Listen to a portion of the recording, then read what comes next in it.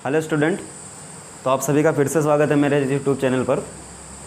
तो जैसा कि लास्ट क्लास में स्टार्ट किया था, मतलब जहाँ पर छोड़ा था वो क्या चीज़ थी, रियल एंड ऑपरेंट डेप्थ के बारे में, ठीक, वास्तविक और आभासी गहराई निकाल रहे थे। तो उस पर बेस्ड भी न्यूमेरिकल भी बाकी थे, तो उन न्यूमेरिकल को भी देखते हैं, लेकिन एक छोटा सा कॉन्सेप्ट उस पर देख लेते हैं। जैसे मान लो 2 मिनट अपवर्तन कब होता है, 2 माध्यम जब जुड़ते हैं तभी अपवर्तन होता है।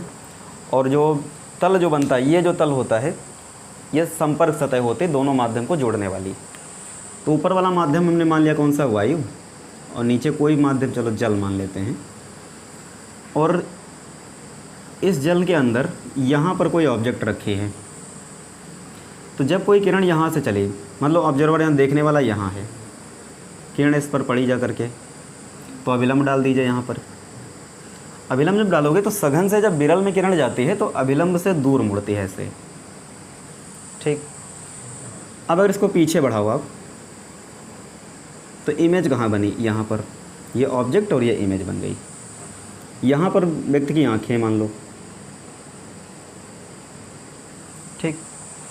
हमने क्या माना था कि ये वाली जो हाइट थी ऑब्जेक्ट की सतह से, वो कितनी मानी थी, कैपिटल एच।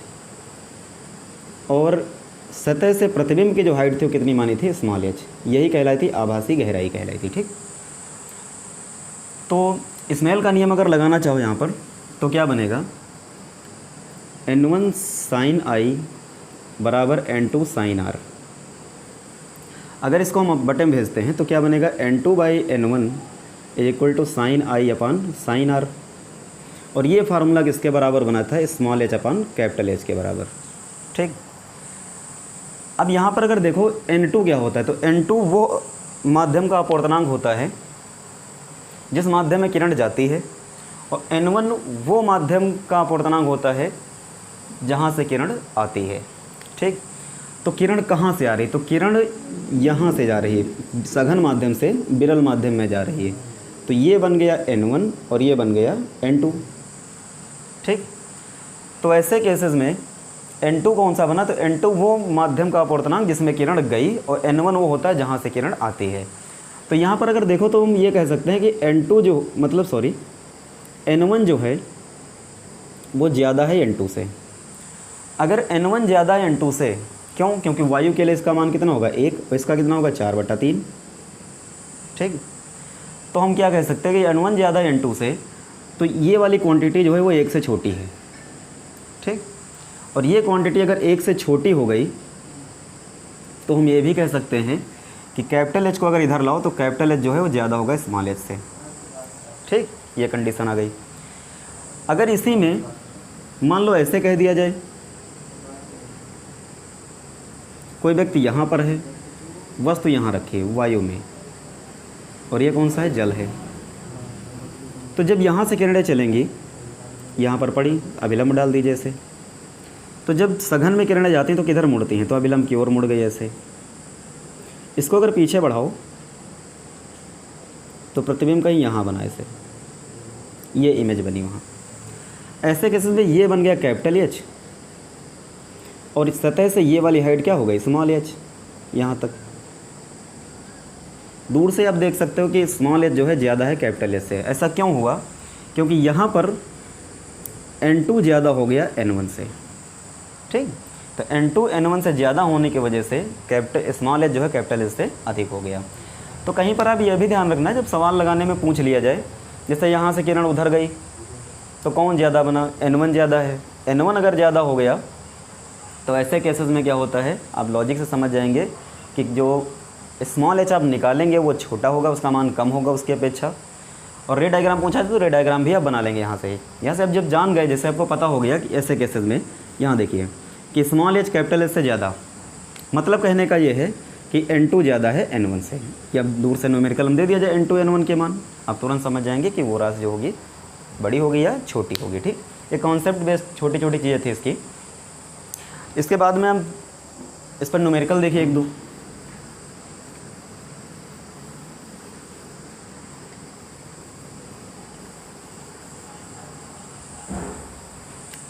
तो न्यूमेरिकल में देखो, मान लो एक छोटा सा न्यूमेरिकल लगवाते हैं आपको। ये मान लो अभिलंब है, अभिलंब क्या, कोई अक्ष खींचा हमने, एक किरण ऐसे पड़ी और एक किरण इधर से गिरी ऐसे,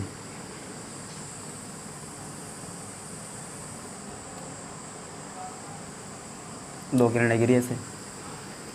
इन किरणों ने वस्तु को शो किया कि वस्तु यहाँ पर है, कितनी दूर, मान लो 60 सेंटीमीटर पे है। ठीक, ये वायु है और ये है जल।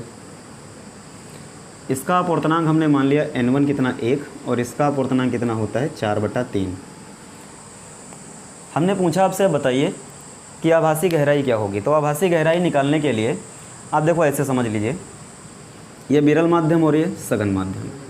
तो यहाँ पर अगर आप अभिलंब डाल दो तो विरल से जब सघन में किरण जाती है तो अभिलंब की ओर मुड़ती, मतलब ऐसे। अब ये जब मुड़ी तो ये कहाँ मिलेगी, यहाँ पर मिलेगी लगभग। तो प्रतिबिंब यहाँ बना। वस्तु की देखो हाइट कितनी है, गहराई कितनी है, कैपिटल मतलब 60, और प्रतिबिंब की गहराई उससे कुछ ज़्यादा आनी चाहिए। कैसे जान पाए, क्योंकि n2 ज़्यादा है n1 से। तो n2 ज़्यादा n1 से, तो स्मॉल h जो होगा वो कैपिटल एच से ज़्यादा आना भी चाहिए। तो क्या करते हैं, n2/n1 is equal to small h upon capital H। n2 की वैल्यू कितनी है 4/3, n1 कितना हो गया 1, स्मॉल h चाहिए, ये कितना आया 60, तो इसकी वैल्यू कितनी आ गई 90 सेंटीमीटर। ठीक, तो आप रे डायग्राम से भी तुरंत खींच के बता सकते हैं, या फिर चाहो तो सॉल्व कर लेना। तो ये क्वेश्चन हो गया। एक क्वेश्चन हम आपको देते हैं, आप लोग घर पर ट्राई करना।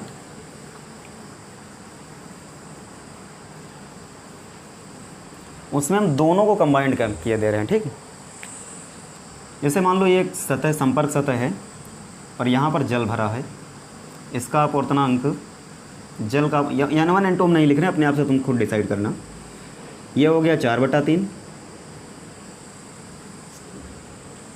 और इसकी वैल्यू कितनी हो गई, यहाँ पर वायु है तो वायु के लिए n की वैल्यू कितनी हो गई 1।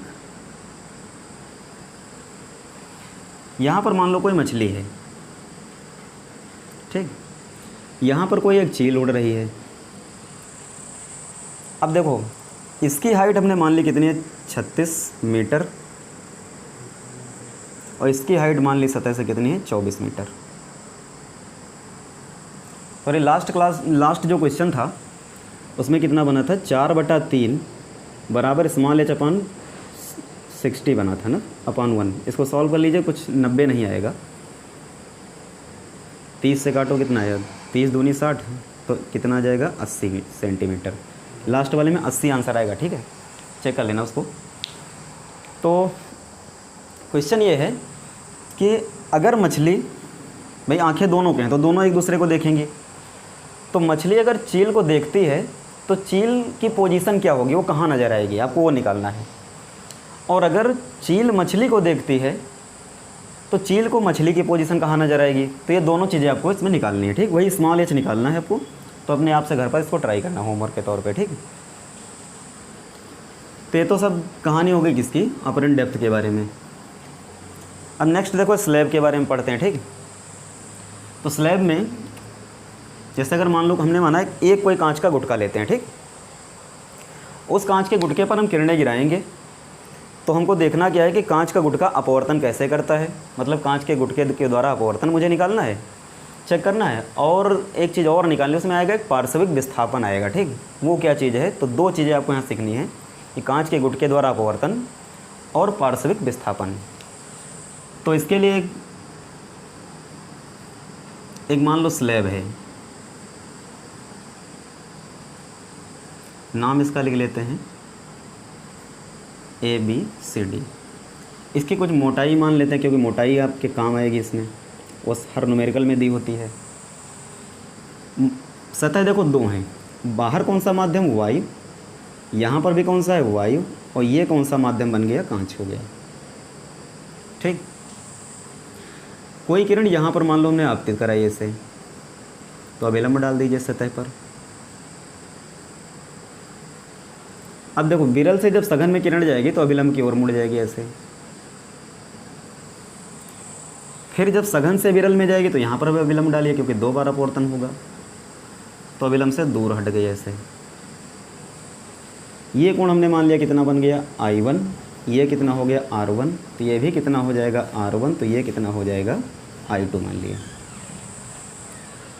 अब जो किरण पड़ी थी उसको अगर हम आगे बढ़ाएं, तो इसको जब आगे बढ़ाएंगे तो देखिए इसके बीच में एक दूरी मिल गई है, लंब अगर डाल देते हैं तो ये लंबवत दूरी जो होगी इसको लिखेंगे स्मॉल डी से। यही कहलाएगा पार्श्विक विस्थापन कहलाएगा। ठीक, स्मॉल डी क्या है यहाँ पर? पार्श्विक विस्थापन है।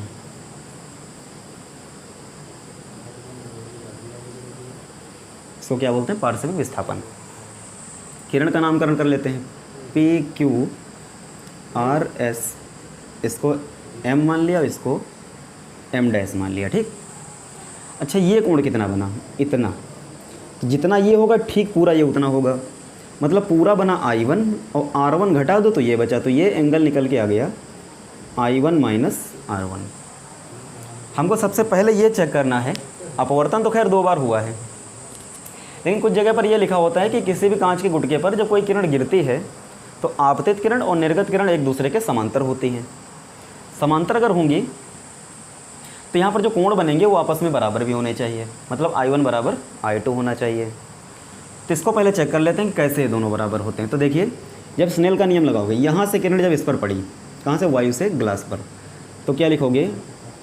N2/N1। अभी N2/N1 को हम क्या लिख सकते हैं? 1N2, जो बाद नीचे है उसको आगे और जो ऊपर है उसको बाद में। ठीक, 1 को क्या है? एयर, और 2 कौन सा है? ग्लास। तो इसको हम ये भी लिख सकते हैं, ANG भी लिख सकते हैं।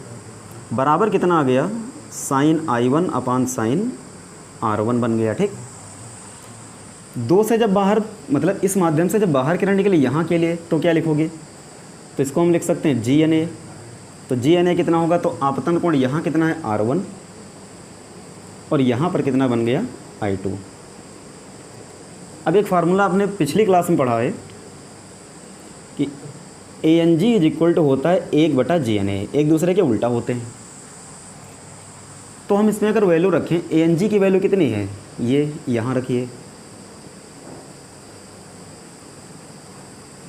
बराबर GNA की वैल्यू जब यहाँ लिखोगे तो ऊपर गुणे में लाओगे, दर्जा पलट जाएगा। तो क्या बन जाएगा? Sine I2 upon sine R1। R1 cancel, तो साइन I1 बराबर कितना आ गया? Sign I2। साइन हटाइए तो I1 बराबर कितना बन गया? I2। अब I1 बराबर I2, मतलब आपतन कोण जो यहाँ बना आपतित किरण के साथ, और निर्गत किरण जो कोण बना रही है यहाँ पर, निर्गत कोण जो बना वो I2, दोनों आपस में बराबर हो गए। इससे हम सिद्ध कह सकते हैं कि ये दोनों किरणें जो होती हैं एक दूसरे के समांतर होती हैं। तो ये तो खैर चेक कर लिया इसको। अब हमको दिखाना है पार्श्विक विस्थापन क्या होता है। तो पार्श्विक विस्थापन निकालने के लिए, निकालते भी हैं इसको, समझते भी क्या है। देखो पार्श्विक विस्थापन यहाँ बना क्या है? ये किरण जो गिरी है ये आपतित किरण है, वो सीधे चली आई है, तो ये इंसिडेंट रे हो गई, आपतित किरण हो गई। और ये कौन सी है? निर्गत किरण है। इनके बीच की जो लंबवत दूरी है उसी को मैंने क्या नाम दिया है? Small D. बोला क्या गया? पार्श्विक विस्थापन। तो हम ये कह सकते हैं कि आपतित किरण और निर्गत किरण, इनके बीच की जो लंबवत दूरी होती है उसी को क्या कहते हैं? पार्श्विक विस्थापन कहते हैं। ठीक, तो परिभाषा आपकी यही होगा इसके लिए। अब इसका फार्मूला बनाते हैं, क्या होगा? तो यहाँ पर देखिए, हमको स्मॉल डी चाहिए, तो स्मॉल डी केवल इस त्रिभुज में है। कौन सा त्रिभुज? QRM dash. ये इसमें कोण ये है, तो कोण के सामने भुजा ये लंब हो गई और 90 के सामने वाली कर्ण हो गई। तो हम अगर इसमें हम साइन I1 माइनस R1 ले लें तो लंब हो गया स्मॉल डी और कर्ण कितना बन गया? QR। इसको अगर इधर ट्रांसफ़र कर दो तो स्मॉल डी की वैल्यू कितनी आ गई? QR into sine I1 minus R1 आ गया।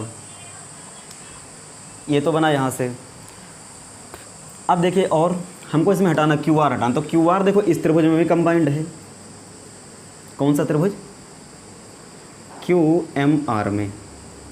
इसमें देखिए, इसमें ये कोण है तो कोण के सामने भुजा लंब, लेकिन हमको ये मालूम है, इसमें देखो ये T है तो ये भी कितनी हो गई? Small T. तो ये हो गया आधार और ये बन गया कर्ण। आधार बटा कर्ण क्या होता है? कॉस। तो इसमें कॉस ले लो, तो आधार हो गया स्मॉल टी और कर्ण कितना बन गया? QR हो गया। QR की वैल्यू यहाँ से कितनी आ गई? तो QR इज इक्वल टू आ गया small T upon cos R1। और ये वाली वैल्यू अगर हम उठा के यहाँ लिख दें तो स्मॉल डी की वैल्यू कितनी आ गई? Small T upon cos R1 into sine I1 minus R1। ये फार्मूला बन गया किसके लिए, पार्श्विक विस्थापन का। ये टोटल फार्मूला बना है, ठीक। तो इस पर तो बेस्ड न्यूमेरिकल बनेंगे नहीं आपके लिए। ऐसा नहीं पूछेगा कि यहाँ टी मोटाई दे दी 2 मिलीमीटर, कोण कह दिया 60 और इसको कह दिया 30, निकालिए डी, तो अब निकाल लेंगे, उसमें कोई दिक्कत नहीं। इसके रूल क्या क्या, मतलब इसके महत्वपूर्ण बिंदु कौन से हैं, उनको आपको सीखना है, देखिए, क्योंकि उस पर क्रॉस क्वेश्चन बन जाते हैं। पहला महत्वपूर्ण पॉइंट ये है कि डी किस पर निर्भर करता है। तो डी देखो यहाँ पर टी जो है इसके समानुपाती है, आमने सामने है तो समानुपाती। मतलब कहने का ये है कि अगर मोटाई हम बढ़ा देंगे तो गुटके के लिए जो पार्श्विक विस्थापन होगा वो भी बढ़ जाएगा। समानुपाती का मतलब यही होता है कि अगर गुटके की मोटाई हम बढ़ा दें तो डी भी क्या होगा, बढ़ जाएगा। दूसरी कंडीशन क्या है कि अगर आई का मान हम देखो ऐसे ले गए तो बढ़ाए अभिलंब से, वापस लाए तो घटाए। मतलब क्या कर दें, I1 को हम मिनिमम कर दें। I1 अगर मिनिमम कर देंगे, मिनिमम भी कितना, 0 कर दें, तो R1 जो हो जाएगा वो भी कितना हो जाएगा, 0। और ये अगर दोनों 0 हो गए तो उस केस में D भी कितना हो जाएगा, 0। पार्श्विक विस्थापन आपको नहीं मिलेगा बिल्कुल। तीसरी कंडीशन क्या है इसकी, अगर हम I1 को मैक्सिमम कर दें, मैक्सिमम का मतलब है देखो ऐसे है, ऐसे घुमा दें, 90 पर कर दें। तो अगर 90 पर कर दोगे तो इसको जैसे ही आप 90 पर करोगे उस कंडीशन में इसमें वैल्यू रख के देखो, D is equal to T बटा cos R1 sine 90 minus R1। I की जगह I1 की जगह पर 90 किया, sine 90 minus theta, cos theta बना। तो D इज इक्वल टू आ गया टी बटा कॉस R1 इंटू बन गया कॉस R1। ये दोनों कैंसिल हुए तो फार्मूला आ गया D is equal to t. मतलब इस केस में जितनी मोटाई गुटके की होगी उतना ही बड़ा पार्श्विक विस्थापन मिलेगा। किरण ऐसे गिरेगी और ऐसे निकलती चली जाएगी सीधे, ठीक। ऐसे कर दोगे तो सीधे निकल जाएगी। तो ये स्थिति यहाँ से बनी इसकी। तो ये 3 कंडीशन। चौथी स्टेज क्या होती है, अपवर्तनांक भी वेरी करता है, ठीक। अपवर्तनांक का मतलब क्या है, जैसे अगर गुटके का अपवर्तनांक बढ़ाते चले जाओ आप, ठीक।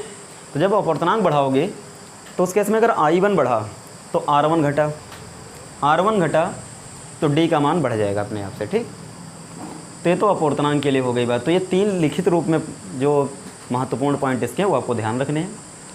तो ये तो है इसके लिए कंडीशन बन गई, ये फार्मूला बना। अब ये फार्मूला हर जगह न्यूमेरिकल में नहीं लगाना है आपको, क्योंकि हमको एक ऐसा फार्मूला चाहिए जो हम डायरेक्ट अप्लाई करें सवाल में, ठीक। उसको बनाते हैं।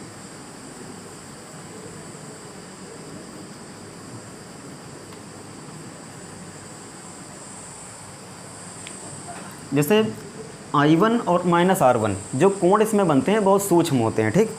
ये जो फार्मूला बनाया गया, अगर इसको मान लें कि सूक्ष्म कोणों के लिए अगर इसको मान लेते हैं, बहुत I1 का मान बहुत छोटा माना जाए। छोटा कब बनेगा, जब किरणें कैसे होंगे, पैरेक्सियल होंगी। पैरेक्सियल केस में क्या बना, हम ये कह सकते हैं sign I1 minus R1 approximately I1 minus R1, क्योंकि जो त्रिकोणमितीय फलन हटा सकते हैं वहाँ पर, ठीक। अगर ऐसा किया तो cos R1 की वैल्यू कितनी हो गई, 1। ये महत्तम मान हो गया। अब अगर हम D निकालें तो D is equal to t sine I1 minus R1 बटा cos R1, यही फार्मूला था। साइन हटाया तो केवल इतना बचा, cos R1 की वैल्यू कितनी हो गई, 1। तो D का जो फार्मूला है T into I1 minus R1। अब R1 यहाँ पर निकाल लो कितना होगा, तो स्नेल का नियम लगा दो। स्नेल का नियम क्या होता है, n is equal to sine I1 upon cos R1। कोण छोटे हैं तो इसलिए त्रिकोणमितीय फलन हटा सकते हैं, I1 बाई R1, R1 यहाँ और n यहाँ, तो क्या बन गया I1 बटा n। और ये वैल्यू अगर हम यहाँ लिख दें समीकरण 2 में तो D की वैल्यू आ गई T I1 माइनस I1 बटा n। ये मान यहाँ रखा, कॉमन कितना मिल गया, तो कॉमन हमको मिल गया I1, तो 1 माइनस फार्मूला आ गया 1 बाई n, ठीक। तो ये फार्मूला हमारे पास निकल के आ गया। अगर कोण सूक्ष्म होंगे, आपतन कोण अगर सूक्ष्म है तो उस केस में D का जो फार्मूला होगा D इज इक्वल टू, इसको 1 कर देंगे टी की मोटाई मतलब गुटके की मोटाई आपके काम की होगी, और इनटू क्या कर दोगे 1 माइनस 1/n, ये क्या होगा n अपूर्णांक मटेरियल का हो जाएगा। ठीक है, ये तो एक सूच इसके लिए छोटा सा फार्मूला निकल के आ गया। तो नेक्स्ट क्लास जो होगी उसमें हम कंबाइंड करेंगे इसके साथ और भी, मतलब एक और स्लैब कंबाइंड करेंगे, और भी कंबाइंड कर मतलब कई स्लैब एक में जोड़ेंगे, फिर आपको उसके लिए एक ऐसा फार्मूला बना के देंगे जो हर जगह पर आप अप्लाई कर सकते हैं। ठीक, और वो जो फार्मूला यहाँ से निकल के आएगा वो आप लोग फर्स्ट ईयर में पढ़ के आए हो, बिल्कुल वैसा ही फार्मूला पढ़ के आए हो फर्स्ट ईयर में, तो केवल नाम बदलेगा, बाकी सब वही रहेगा। ठीक, तो उस पर बेस्ड जो न्यूमेरिकल होते हैं अच्छे न्यूमेरिकल होते हैं, बड़ी क्लास में आपको मिलेंगे, अपनी भी क्लास में मिलेंगे। तो धन्यवाद।